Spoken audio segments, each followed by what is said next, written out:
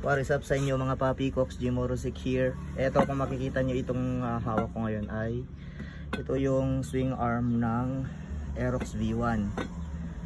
Aayusin ko to kasi magdi-deliver pa ako nitong last pair ng NMAX tire na pinost ko last time. So sold na yan, meron ng may-ari.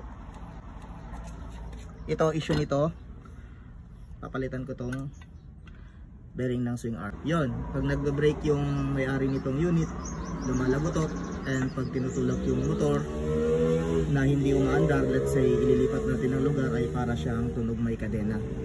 Tsaka nag-i-squeak sometimes, and tingnan nyo pa lang. Ayan o. Kaya nyo itong i-DIY mga guys. Una dyan, tatanggalin natin itong dust seal.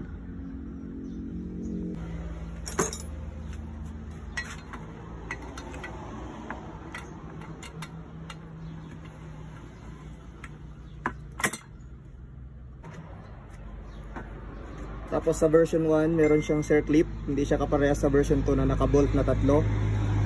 So alisin lang din natin yan gamit itong circlip remover. Ayan. Then pukpukin na natin para lumabas.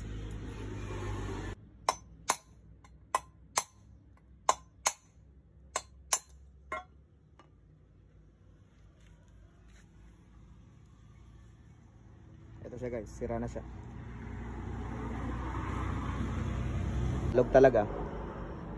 Marami siyang pinanggagalingan guys pero you might consider this or isa ito sa mga pinanggagalingan ng ingay.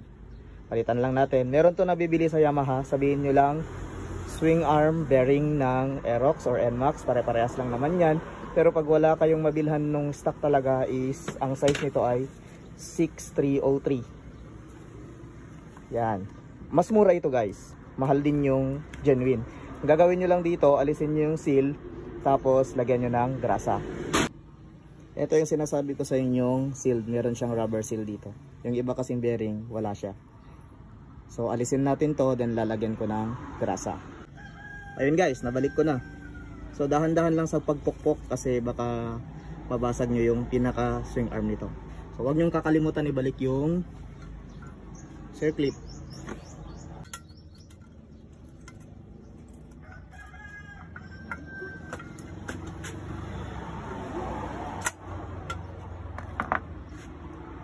Ayan, tapos huwag nyo rin kalimutan ilagay yung dust seal. Ayan. So ganun lang kadali guys, tapos na.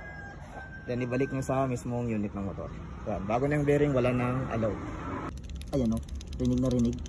Rock and roll, peace out.